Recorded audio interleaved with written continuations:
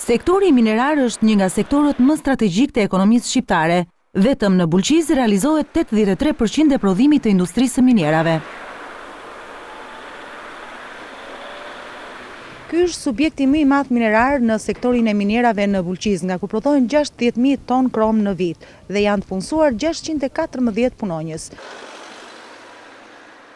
Për vetë rëndësinë që ka ky sektor, Ministria e Ekonomisë i kushton një vëmendje të veçantë. Ministri Haxhinasto ka mbledhur në Bulqiz task forcën për të diskutuar të gjitha problematikat dhe për të shprehur propozimet në përmirësim të kuadrit ligjor brenda muajit shkurt.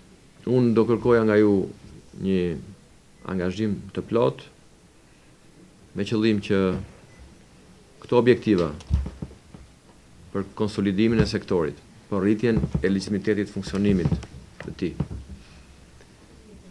për ruajtjen e sigurisë punëtorëve, për standardizimin e punës, për rritjen e eficiencës së tij, pra,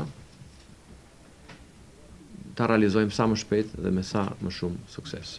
Gjatë këtij takimi, kryetari i Task Force zoti Ali Bali ka shprehur angazhimin që ky grup pune ka ndërmarrë për të ndaluar ilegitimitetin në industrinë minerare. Pavarësisht se kanë ndodhur rastje të vjedhjeve të mineralit, të hapura, por edhe të fshehta, unë të paktën në dijenin time, por edhe ministria, nuk di një rast i cili është shquar për para gjykatës nga prokurori. Në rast se do të ndëshkohet, ka pasur rast të genci? Rast të tilla s'ka pasur.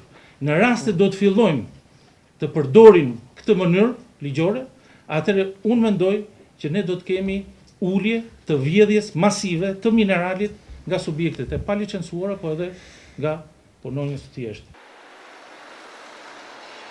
Task Forca ka ndërmarrë përsipër të ndalojë rastet e futjes në minierat e mbyllura dhe jashtë kushteve të sigurisë, si dhe punësimin e palishëm.